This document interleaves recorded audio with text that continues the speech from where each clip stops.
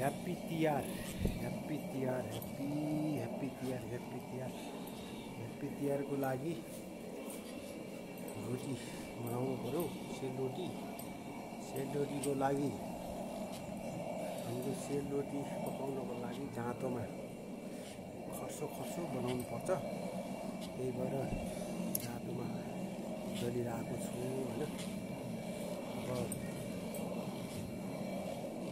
तिहारमा सेलरोटी भाइ खुवाउनु भन्छन् दिदीबहिनीहरू, त्यसको लागि म सहयोग गर्दैछु हैन। सहयोग दीपावलीमा मिठा खानेकुराहरू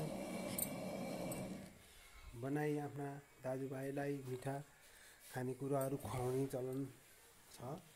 त्यस कारणले यो हाम्रो परम्परा अनुसार हामी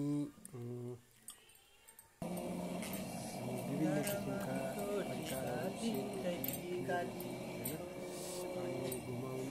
सेलरोटी हो। त्यसपछि हरेक किसिमका मिठाईहरू सब चिजहरूलाई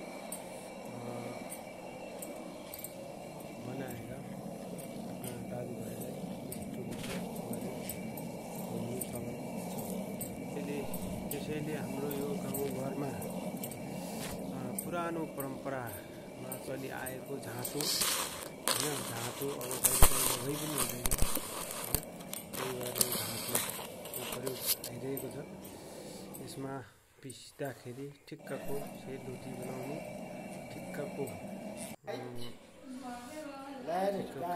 राम्रो छ भन्दिनलाई सेलरोटी राम्रो बन्छ। त्यस कारणले यसमा पिसेको हो गाइज। अब यो फिनी रोटी हो, फिनी रोटी। अब चाहिँ जाँतो दुईटा हातले भुइकाउनु भएको छ, मेहनत गरेर पिस्नु भएको छ। धेरै कसरत भइरहेछ उहाँको।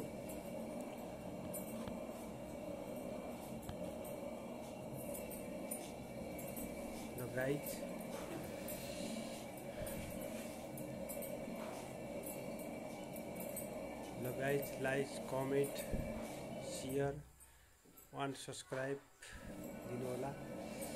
हजुरहरूलाई धेरै धेरै धन्यवाद छ। मेरो फुल भिडियो हेर्नु भएकोमा धेरै धेरै धन्यवाद दिन चाहन्छु। हाम्रो यस परम्परामा दाजुभाइलाई विभिन्न किसिमका परिकारहरू बनाएर भाइटिका गर्ने चलन छ।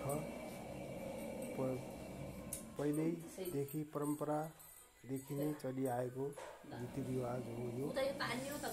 यसमा कुनै नौलो कुरा छैन।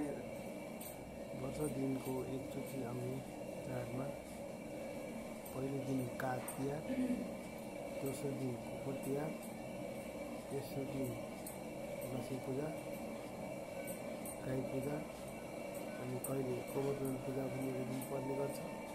गोवर्धन पूजा भोलिपल्ट पनि पर्ने गर्छ। त्यस चौथो र पाँचौँ दिन